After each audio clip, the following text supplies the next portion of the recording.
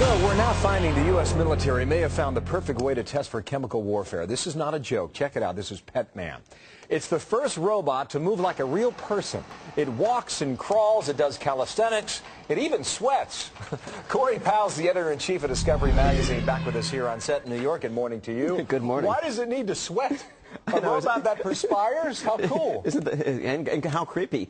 Yeah, creepy. The Army is building this thing to test chemical protection suits, basically suits to protect you from chemical warfare. And they need to make sure that when the robot is wearing the suit, that the robot does everything that a person wearing the suit would do to make sure that it's delivering all the right protection. Just on the video, you're watching the guy try and knock it off balance, and it catches itself. We've seen that with other robots that we'll talk about in a moment. But here is your point.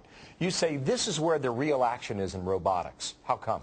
Absolutely, because you might have seen, Sony and Honda. They built this kind of promotional robots. They look out of Japan. Right. They look a little bit like people, but they're basically toys. They're basically they're like little action figures that stand up. This is a thing that actually moves, balances, does all the things that a person can do. If you can just miniaturize the power source and make it autonomous, then it can really. I mean, you can put skin on it. You can make something that looks, walks, moves exactly like a person. You're saying if, so this is a prototype.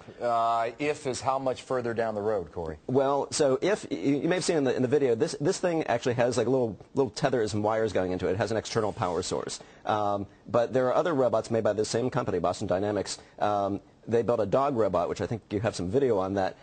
It's powered all by itself. So if the military wanted to spend the money, if could be 2 years from now. Really? Yes. 24 months. Okay, split screen now. On the left is what we're talking about today, and on the right is what we featured, I think it was 6 months ago. Right. They call that Big Dog, right? They call it Big Dog, and I don't know if you've got audio here, but it's got this crazy buzzing noise because it's actually got basically like a Corvette engine strapped in the middle of it that provides the power. All you need is to basically do that same thing, put it up on 2 legs, and you have your humanoid robot. So you're saying we're advancing this. Well, and some of the other video or the other stories we're getting out of places like Tokyo, I can hear the buzz right now in the background. That's the screen right. Some of the other robotic stories we're reporting in Japan do not have a practical application of what the military wants to do. Because what the military wants to do is develop these robots, send them into combat, and save lives. Right, so these are, you can imagine what you could do with these things. The 4-legged robot could be carrying heavy loads into combat, for instance. A 2-legged robot could be sent on search and rescue missions that are too dangerous.